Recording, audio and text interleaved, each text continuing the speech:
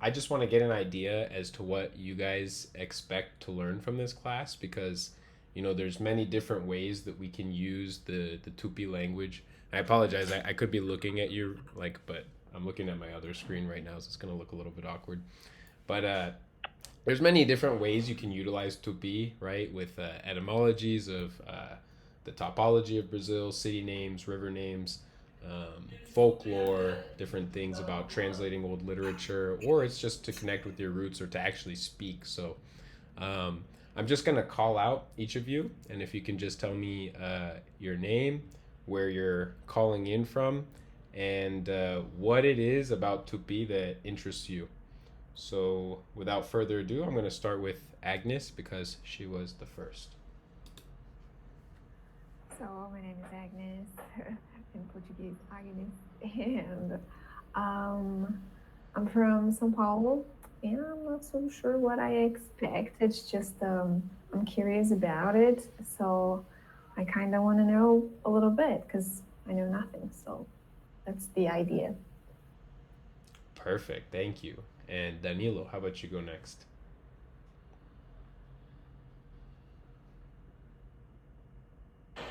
I'm from Paraíba and I started learning Tupi because I have a general interest in languages.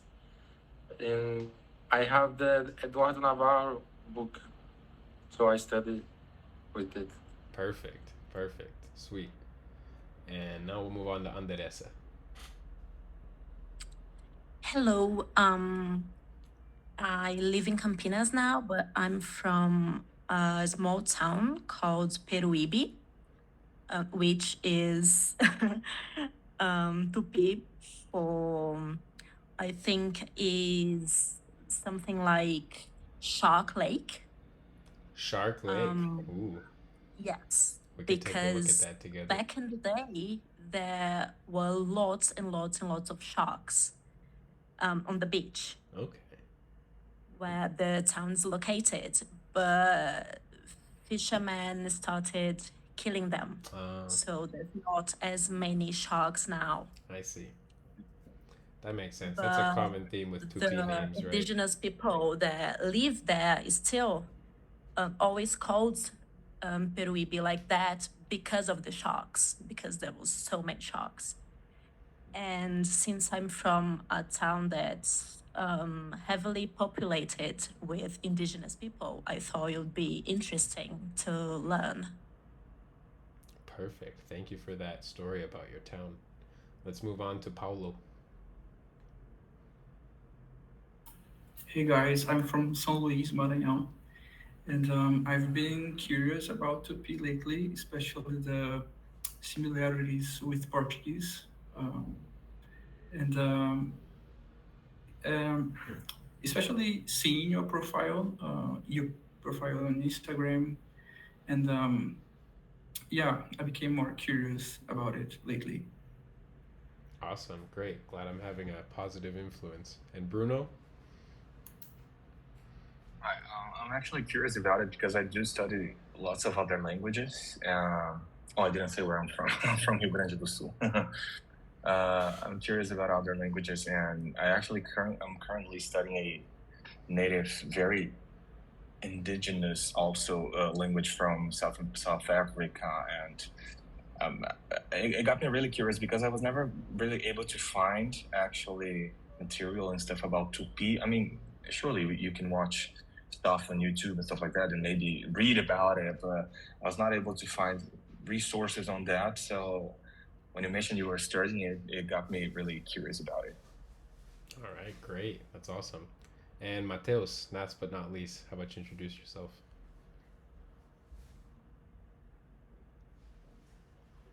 Hello guys, I'm here again. I'm Mateus. I'm from a small town in São Paulo too. Um, the city I live in is called Nazaré Paulista. And I studied TP since 2000, 2020. And well, I started to share my content of TP in internet since around 2 years ago, I don't know, maybe. And that's it. Now I am here sharing things about Tupi and stuff like that, and I teach it. And that's it. I am here to help you. All right, sweet. Thank you so much. Yeah, and for those of you who haven't noticed or don't know, Mateus is Tupinizando on Instagram. He makes a lot more videos than I do about Tupi.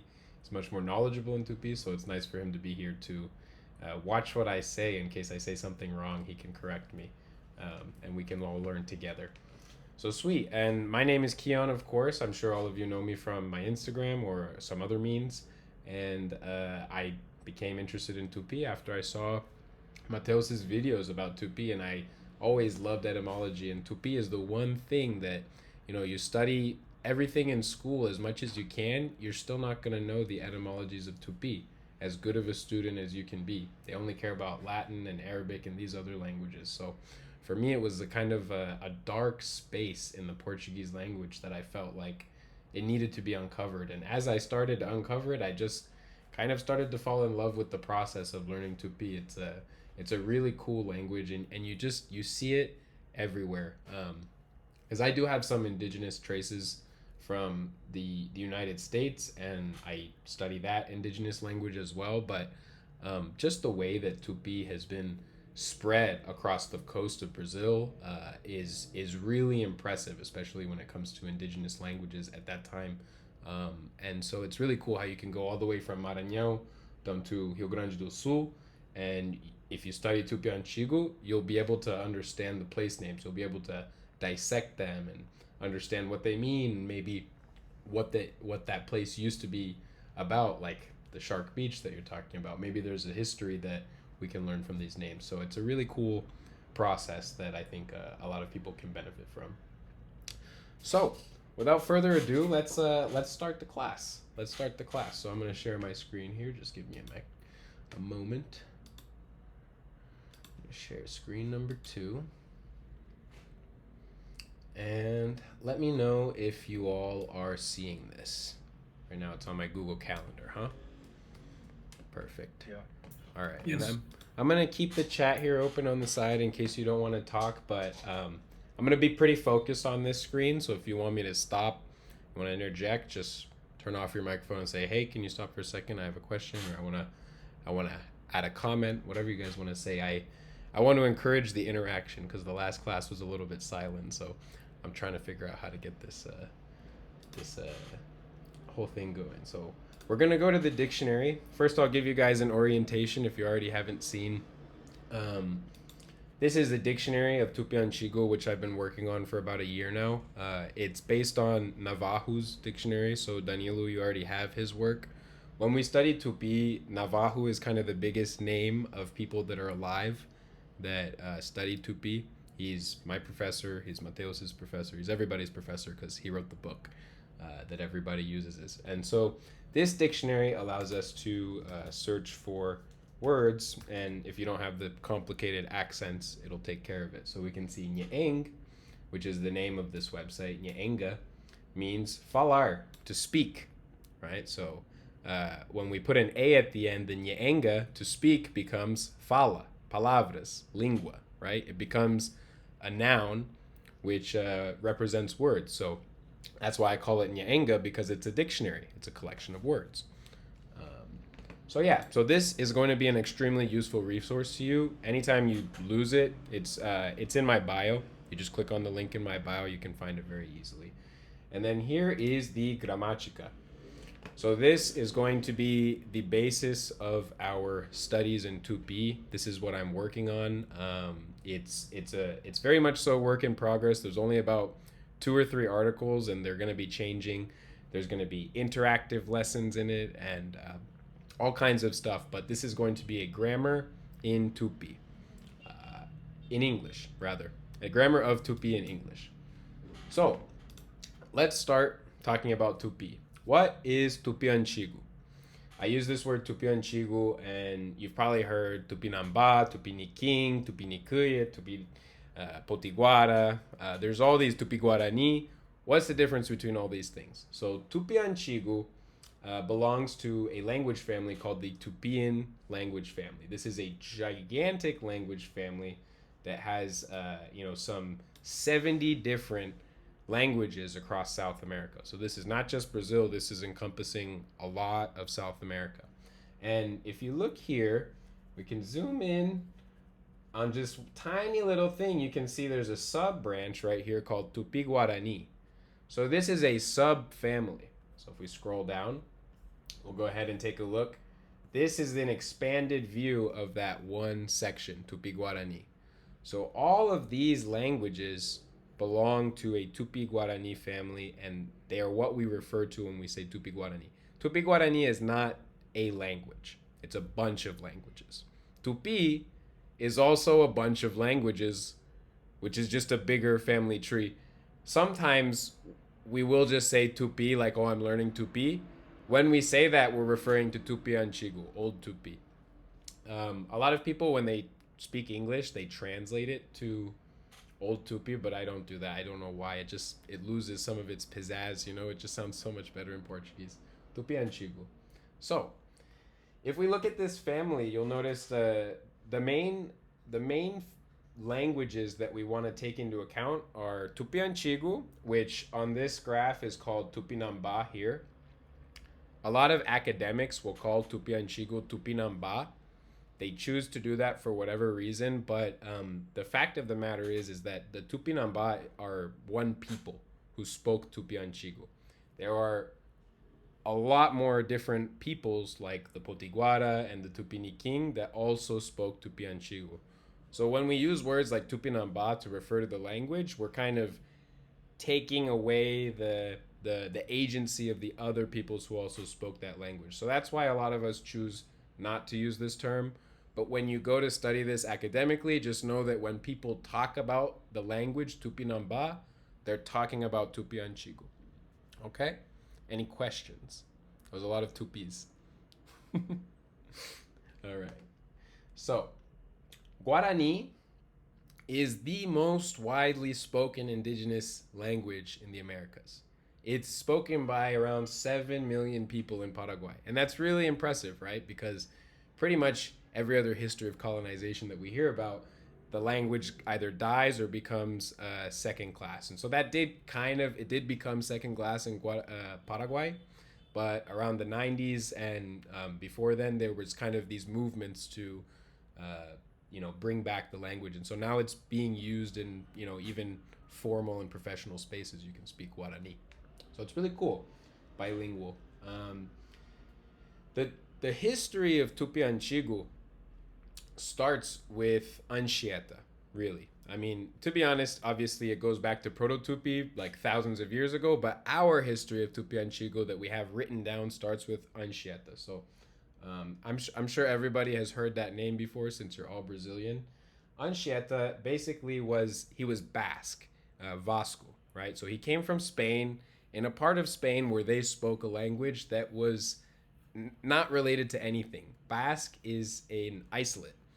Linguists have no idea where it came from because it's not related to anything. So he spoke that natively, and then he went to I believe it was the Canary Islands, but I don't quote me on this. But he went to some part of Spain to study Latin. He studied Latin and ancient Greek and Hebrew. He became a Jesuit and all these different things. And eventually they said, hey, we've got this territory over there. The Portuguese were like, we've got this territory where these people, we have no idea what they're saying. You already speak a ridiculously made up language, Basque. Maybe you can understand them. So they sent Anchieta over because he was a very impressive translator. And it turns out that he could.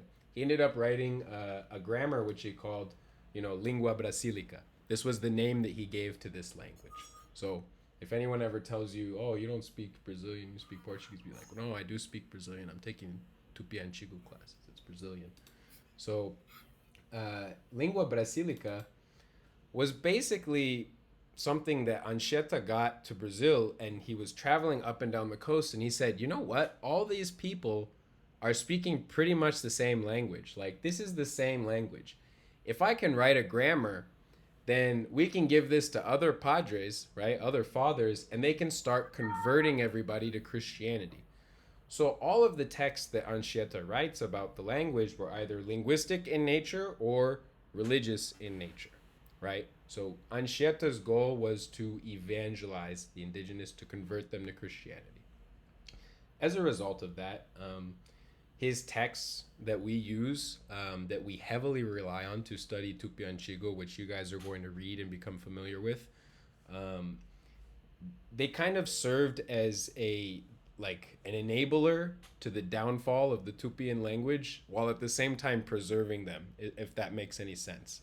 Because it would not have been possible to convert the native population to Christianity had they not understood how to speak in their language. So by speaking to them in Tupi, they were able to kind of make them less indigenous, and kind of make them more European over time. And so that's what we see with the general languages, right? So these are the linguas gerais.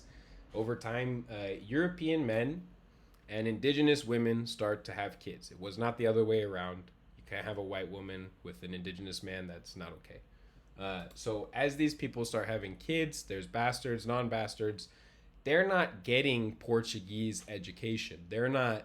Only the really, pure Portuguese European people are speaking Portuguese. So Tupi Antigo actually ends up becoming the lingua franca of all of the colonial Brazilian territory. And so that means that when Europeans come over, they're learning Tupi to live and to speak with people, and their kids are learning Tupi. But over time, because Tupi Antigo was not seen as a prestigious language, it was seen as a lesser language. They didn't write it down. They didn't take the care to document it as we do certain languages. So the general languages, which were evolutions between Tupi and Portuguese, as they start to mix together and also get influences from African languages, we really don't have that many accounts of the grammar of, for example, Língua Geral Paulista. So basically in Brazil, there was a cross between North and South, right? And so we have the Amazonian general language, Língua Geral Amazônica, and the Paulistan general language, Língua Geral Paulista. The Paulistan general language completely died as a result of European immigration.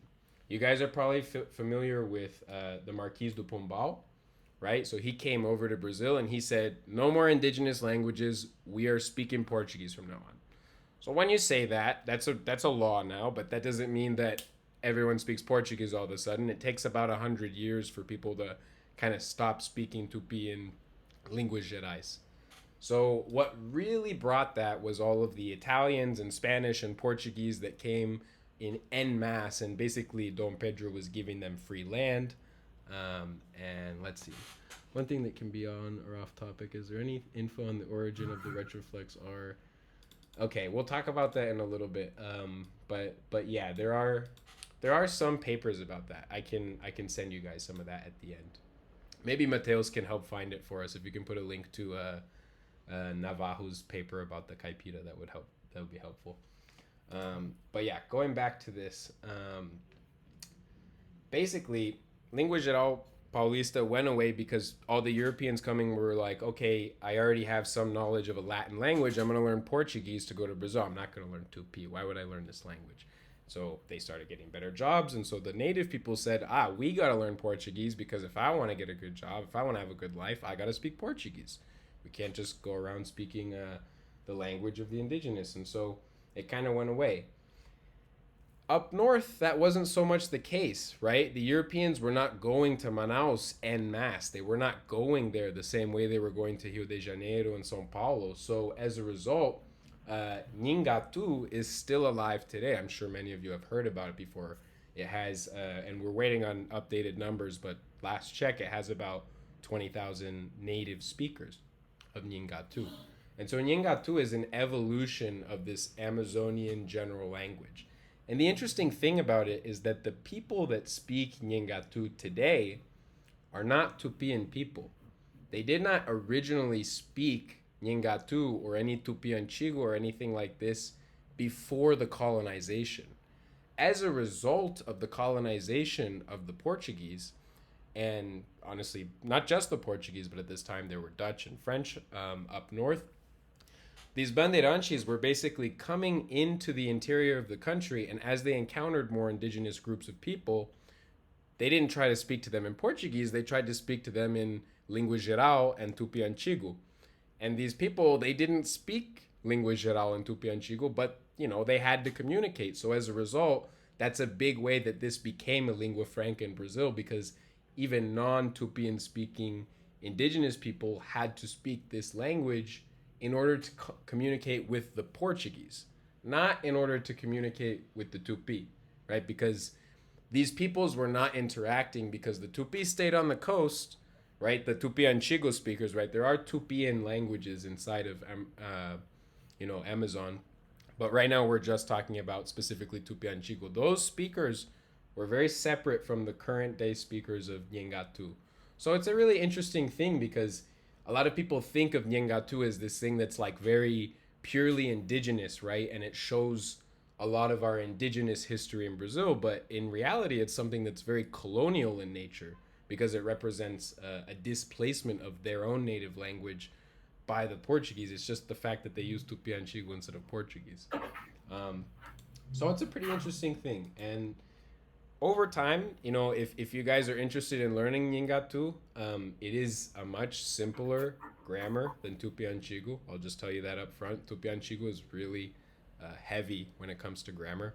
Nheengatu has become much more simplified over time, and also it's a living language. So, if you have a doubt about something, you can, if you know anybody, there's not that many, but you can find a native person, you can ask them, how would you say this? They can tell you. When we have a doubt about that with Tupi Antigo, we kind of gotta make it up, educated guess to the best of our ability. So yeah, that's a condensed history of Tupi Antigo from Anchieta until today with Nheengatu.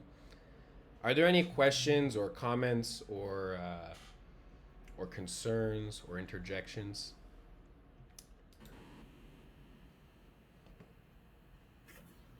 Paulo? No, Mateus. Go ahead. I've never heard about Nheengatu before the first time. I didn't know this language exists. That's good. How does it make you And feel? I'm surprised that 20,000 people still speak it, and it's impressive. My state has a lot of indigenous like villages, but it's very far from the urban centers. So um, when I see some like in the TV, some like news interviews with these people, it's interesting their accent, So a lot of people still speak these languages here. So it's impressive. It's still impressive for me. Awesome. Yeah, it is very cool, isn't it? Did you want to say something, Mateus? Something that's really interesting about the development of Língua Geral Paulista and Língua Geral Amazônica is that the Língua Geral Paulista developed from the dialect from the south, the Tupi Paulista, and the Língua Geral Amazônica developed from the Tupi Antigo that was spoken by the Tupinambá people from Maranhão, from the north and northeast and the northeast. Yeah, very interesting. And when you read the old texts, Anchieta will refer to it as the Tupi, the dialect from São Vicente, because all of the south of Brazil was Capitania de São Vicente at this time, part of the Portuguese crown. So when you see that, they're talking about the southern dialect, like Mateus is saying.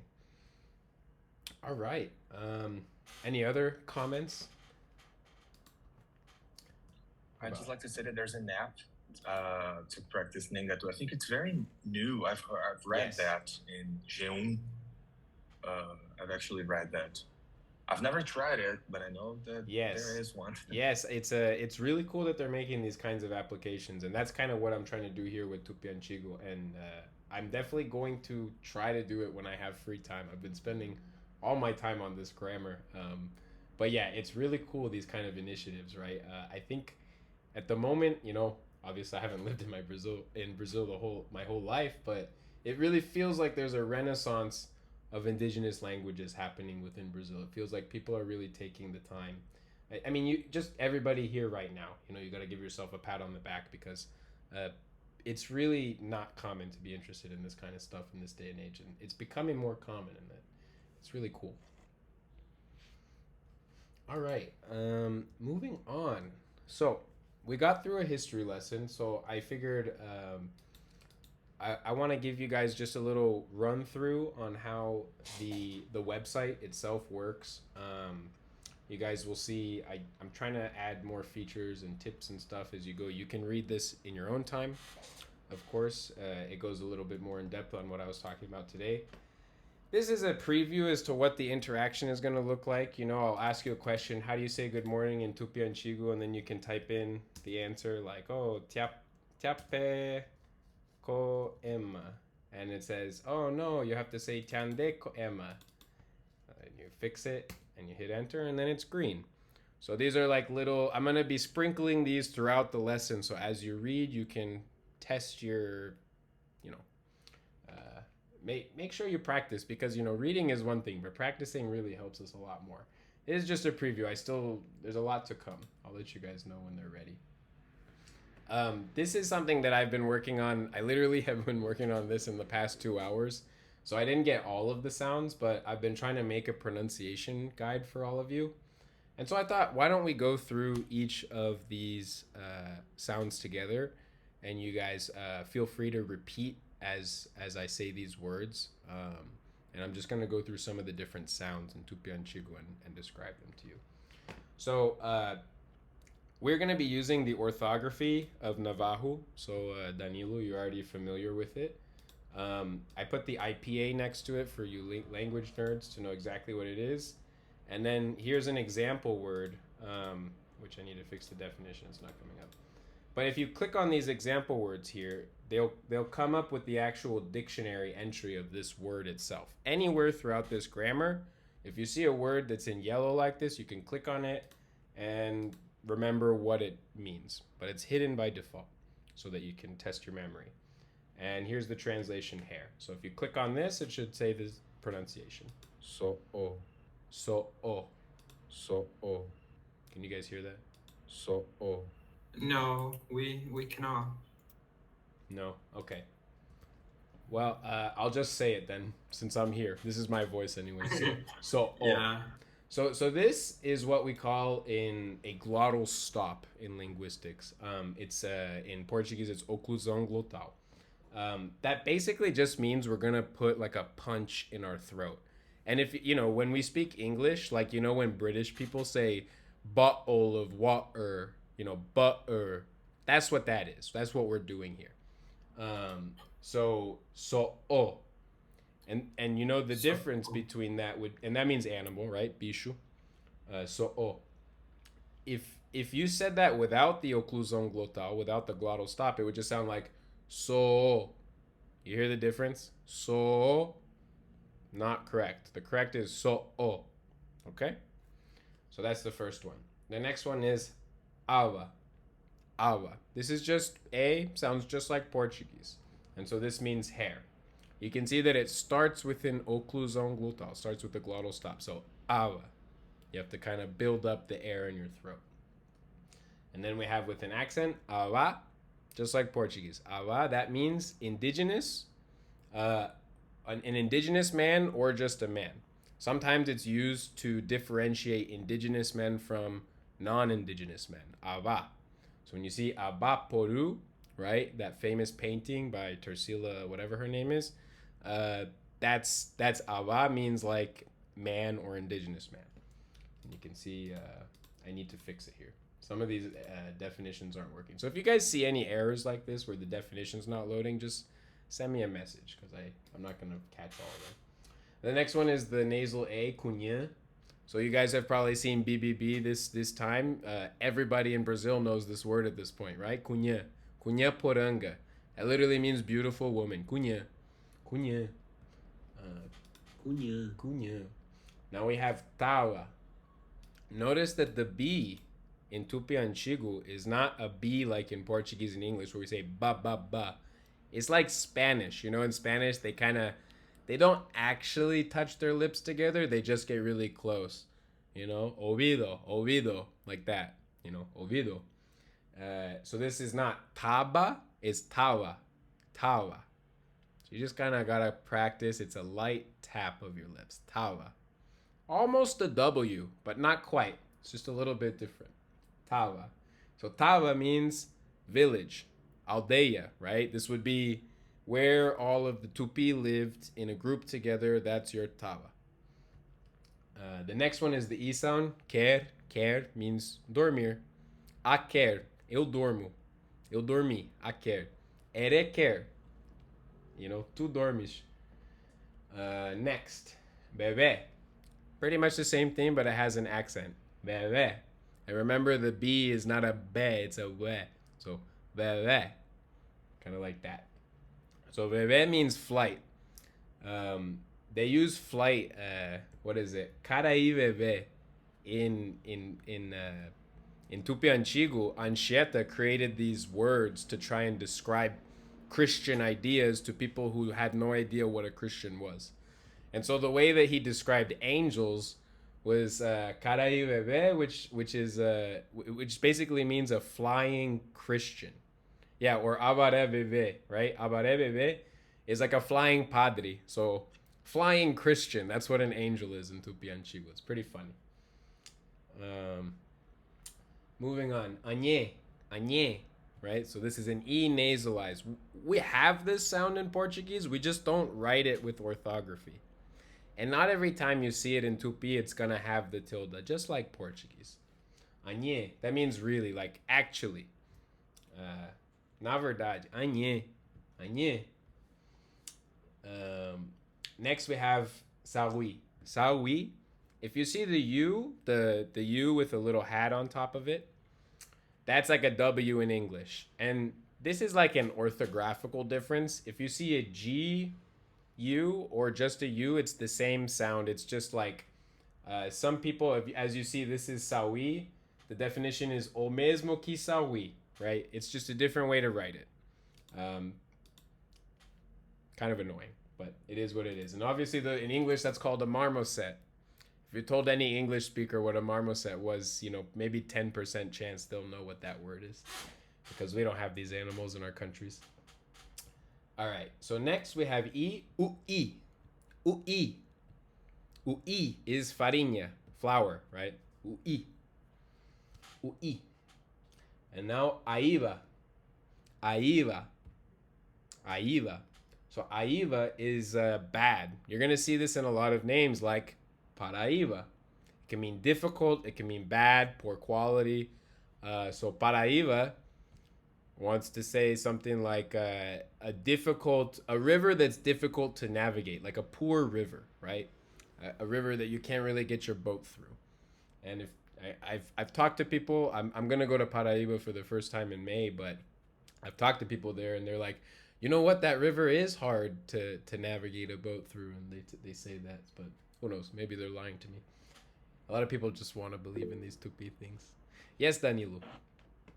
Yeah, I don't know if you already know this, but the city of João Pessoa, they started building the city up in the river, not on the coast, not on the beach, but in the river from the inside, because you have to make an S turn to get to the old part of the city. So the city is protected from the invaders by the sea. They have to go up and make the turn of the river, which really is difficult.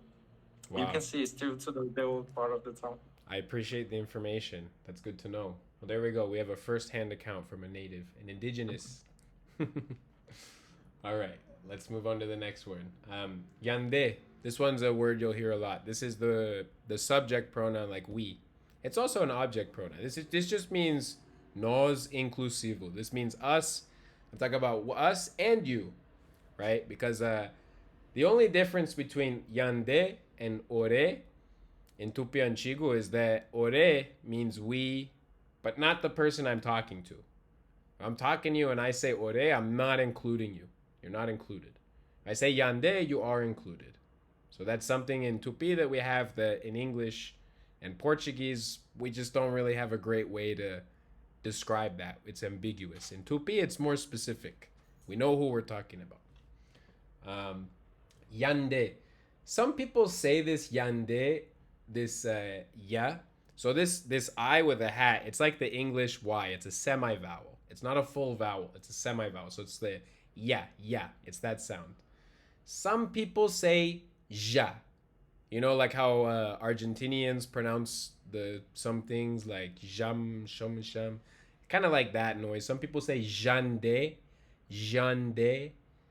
Sometimes if it's nasalized, it become nyande, like nya. So this sound is kind of fluid. It can be yande or jande. It's kind of up to you to interpret. Karuk, the K makes a K sound. We don't use the letter C in Tupi. We don't do that. It's just K, karuk. That means afternoon, karuka. So I say, tiape karuka. I'm saying, boa tarde. Nice afternoon to you. Tiape karuka. Irung, this irung means my friend. So you'll see in my posts or in Tupinizando's posts, we'll call each other she irung. She means meu, mine. She irung, my friend, my companion, my parceiro. So I'll say, tiape tiande koema she irung. Good morning, my friend, she irung. Ishe. Ishe means I, eu. This is only ever a subject pronoun, okay? So if you see ishe with an I like this, it's a subject pronoun. It means I. Means you. This is one of the most common words that you're going to see in place names in Tupi. So basically, you're going to see it in Ipiranga, right? Sometimes when people, basically absorbed the Tupian words into Portuguese, sometimes they heard this Y sound is like, You guys hear what I'm saying? It's not E. It's not oo. It's somewhere in the middle. It's So it's a little bit tough. That's probably the sound that is going to take the longest for your muscles to get it ready. It exists in Russian, I believe. And in Portuguese in Portugal, sometimes they say like sotaque, que, porque. They make that noise. That's what you're trying to do, right? So that means Rio. So utinga with a U, that's utinga. And Ipiranga with an I, that's upiranga. It's just when they go into Portuguese, sometimes it becomes a U, sometimes it becomes an I. Now, guayau. That's a headdress, feathered headdress. Aplava, oven. What are we seeing here? It does exist in Russian and it's very hard to pronounce. It's in the word for. There you go. It's a lot of, this is one of the reasons why sometimes people say that Portuguese from Portugal sounds like Russian. It's because they have these sounds that Russian has. And it's also a stress time. It's not because it's actually similar to Russian. And so the last one I guess I'll tell you is So this is a suffix which means without. We can put this onto almost any word. So if I want to say, let's see. If I want to say sad, jururu, aruru is like sad, right? So let's go ahead and look this up in the dictionary. This is how you can use the dictionary. Triste. We look it up. We say, oh, here's one. It's aruru. So I'm going to take this word here. I'm going to look up aruru. And then we see that aruru means tristeza, right? So if I want to say I am triste, eu estou triste, we see here there's a reference. She aruru. She aruru. Tô triste. I'm sad. She aruru. Now if I want to say I'm not sad, that becomes she aruru é uma. Shearuru et I'm not sad. So that et is like a negation. It means not or without sadness. Tupi has a lot of suffixes and prefixes like that. So we've gotten to the end of my pronunciation guide. I think you guys must have recognized some words in some things. Anderesa, I see you mentioned that you say jururu. Exactly. This jururu likely comes from this, and I'll write it in the chat right now. Aruru. Iaruru. Yaruru. Jururu. Over time, it just becomes jururu. But iaruru means it's sad. Ele é triste. It is sad. He is sad. They are sad. In Tupi, the third person has no plurals, has no gender. So if you say ele, ela, eles, elas, isso, it, him, she, it's all the same pronoun. You have to guess based on the context whether it's plural or not. It's only the third person that's like this. Very strange, isn't it? Yes, Bruno. Do they have plurals in general? So the plurals that we will see, let me go ahead and show you right here. Let's take a look at the personal pronouns. This will give you a good idea. The first personal pronoun, I, ishe. Now we go to you, ende, ende. And then we have a you plural, y'all. So we do have plurals for the second person and the first person. And as we learned, the first person actually has two plurals. We have the exclusive plural, ore, us, but not you, right? That's like Mean Girls. It's like, you can't sit with us. We're sitting here. We're sitting here, not you, right? That's ore. I always think of it like Mean Girls like that. And then there's the inclusive yande. So these are plural. But when we're talking about nouns and the third person, like there's no plural nouns, right? If I want to say, I have some water, I wouldn't say multiple water. It would just be, you would just say one. I just have something, right? But there is something called eta. So this is a suffix that you can put, which means a lot. So it means like muito. So that kind of can be used in places that you would use a plural, but it's not necessary. It's mostly just for emphasis, to be like more than normal, right? Eta, muito, a lot. And interestingly, when you put that onto a verb, it means that it makes the verb kind of a repetitive sort of thing. It means that the verb happened multiple times in succession, right? So if I say akereta, that means I was sleeping a lot. I slept a lot, right? I continuously slept, as opposed to just aker, I slept. So as you see in here, I've used the word they. Every time I translate to English, the third person, I use the word they because they in English can be singular and it can be plural in our colloquial use. It can be female or not. So I think that it's a really good way to translate Tupi, which you can't really do it when you're translating to Portuguese. It doesn't work as well because the plurals and the gender don't work. So when I write they, just know that it could be he, it could be she, it could be it could be whatever. Sometimes I'll write it, but most of the time I write they. It doesn't mean that it's plural. It just means that it's the third person. That's all. And you can click on these little things. You can see 3P. These are my own, short forms. If you click on them, it'll say third person. It'll give you all the examples of all the different pronouns and objects that exhibit this third person reality. Because there's a lot, and we'll get to them. Okay. In the last class on Saturday, I didn't do the whole pronunciation thing, and I walked everyone through these indicative mood verbs, and I thought that was too intense. So for you guys, I'm going to leave that for next time, and I think that the history and the pronunciation was a good start. Are there any questions that you're wondering that, that of course we'll cover in future lessons, but, maybe you're just thinking like, oh, how does conjugation work? Or does this exist in Tupi? If it's a quick question, we have about 7 more minutes in our hour. So please, if there's anything that was like, oh, I noticed that was a word that I've heard before, or oh, I didn't quite understand how that worked, feel free to ask.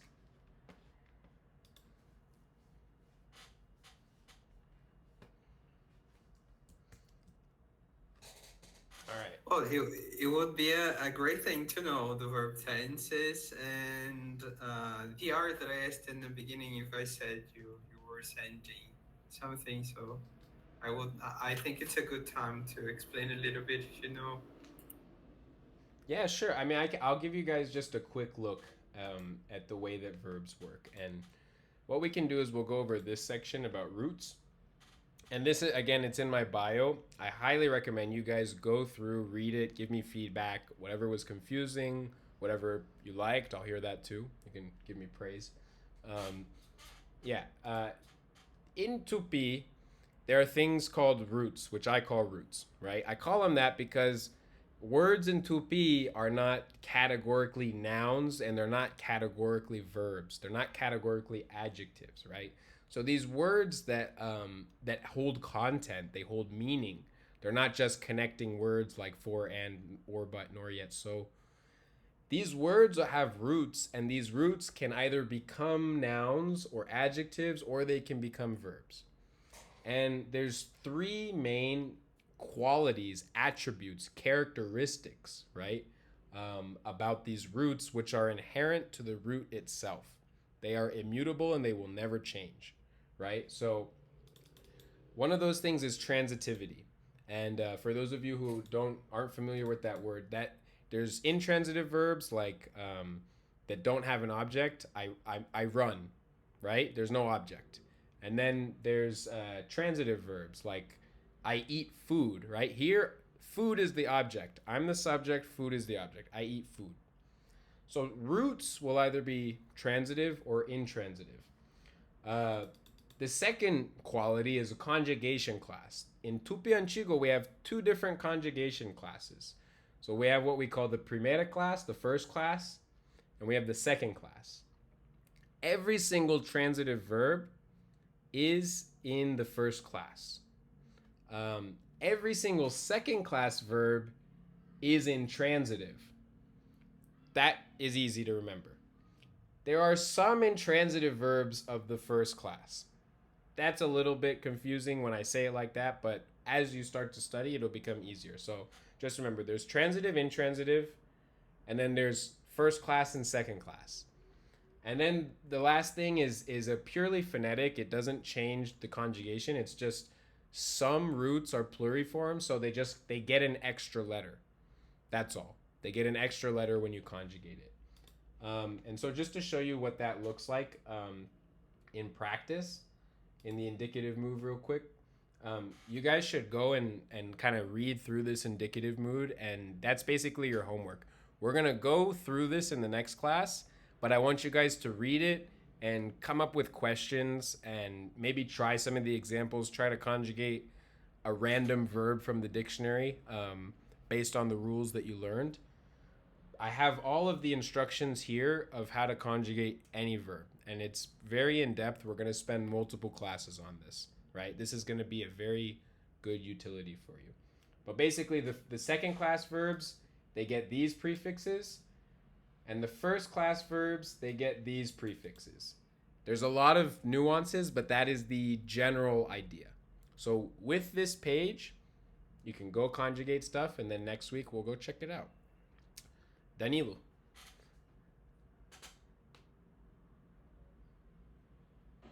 Did you ask me anything? Oh, I thought you raised your hand before I started talking a lot. Your hand is still raised. No. All right, no problem. Does anyone else have anything to say or any comments or questions? I do have a question regarding numbers.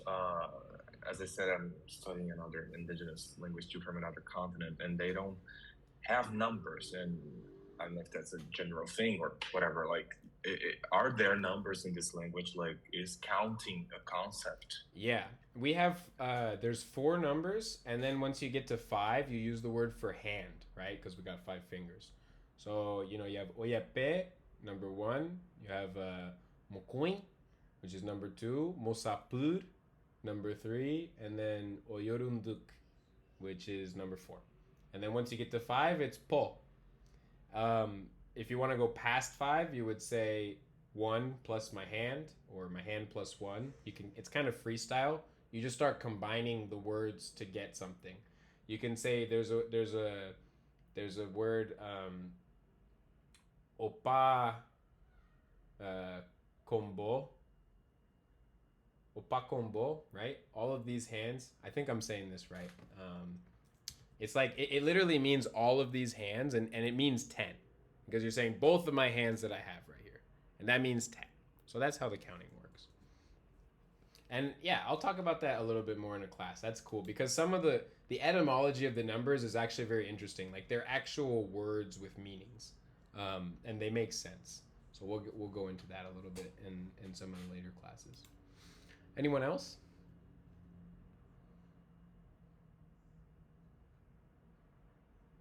I think it's interesting, this thing about numbers, because I went to art school and one of my teachers, one of my professors actually, he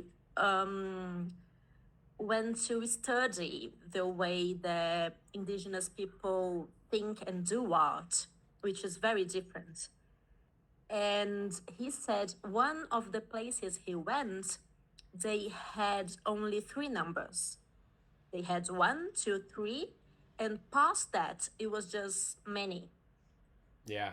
Anything that's more than 3, it's many. It's interesting, right? It makes us question certain things, like in Portuguese, for example.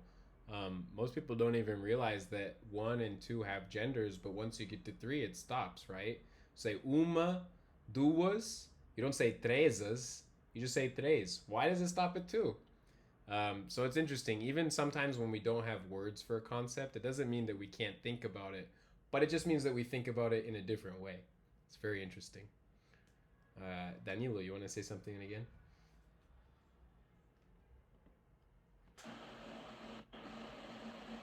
No, I was just thinking that the thing I like the best about Tupi language is the agglutination of words. Yeah. That's the best grammatical feature I think. It's very complicated. We'll work our way up to that. It's a very intense concept, but it's really cool the way that we can make a lot of words, right? And we can just keep adding on these suffixes and prefixes, and well, sometimes they get really intense. You really have to sit down and think, what does this word mean? You go and you dissect it. So yeah, we'll get into that. All right. Anyone else? I'll take any last questions. I think that's it for me. It was great. It's a really different experience having a class like this because I never had the opportunity, even in college, university, right? Public university. We don't have this kind of content available or structured in a way that is accessible if we don't have the basis to it. So I think it's a great work you guys are doing. And that's it. I think that I made the question about the R. That's the only thing that was up down here, but that's it. Thank you so much. Yes, yes. I'll talk about that real quick. The retroflex R, it is believed that R has influenced the Caipira sotaque, right? But we don't know how much it was actually used in Tupi Antigo. So, like for example, when I write the word care, right? I actually pronounce it as care. When I speak in Tupi, I say care with this ed, because I don't know, for some reason it just sounds weird for me to say care. But that might have been the way they speak. But the R is actually something that there's a lot of theories about it, but we really don't know for certain exactly how it sounded when a native spoke. But one thing to do is to look at Guarani speakers, and they actually have been known in Paraguay to speak Spanish with a retroflex R. And it's pretty interesting because nobody else who speaks Spanish does that, only the Guarani. So there must be some sort of relation. But yeah, Professor Navajo has some papers about that you can find for free on the internet. So I would look up like Caipira R, and Tupi Navajo, and I'm sure you'll find it. Okay, thank you so much. I took note on the name. Professor Navarro, what is his first name? Eduardo de Almeida Navarro. Okay, all right. I'm gonna Google. Thank you so much. All right, perfect. Yeah, and we're making all this content together, you know, as we learn this. So if anything feels inaccessible or too hard and it needs more explanation inside the grammar, I'm gonna be working on this for the next 3 years probably, trying to get it perfect and everything. And so this is just the beginning. And I want to thank all of you for being a part of it. It really makes me happy that we ended up getting like about 8 people in here. That's a lot of people to learn Tupi. That's really a lot of people. So give yourself a round of applause and have a wonderful night. Have a wonderful night. Tiapé putuna. Tiapé putuna. Have a wonderful night. Let me write that in the chat for you. Tiapé putuna. Perfect. All right. Chapé Putuna. Tiapé putuna. Tchau, valeu, falou, gente. Tchau, galera. Valeu. Thank you.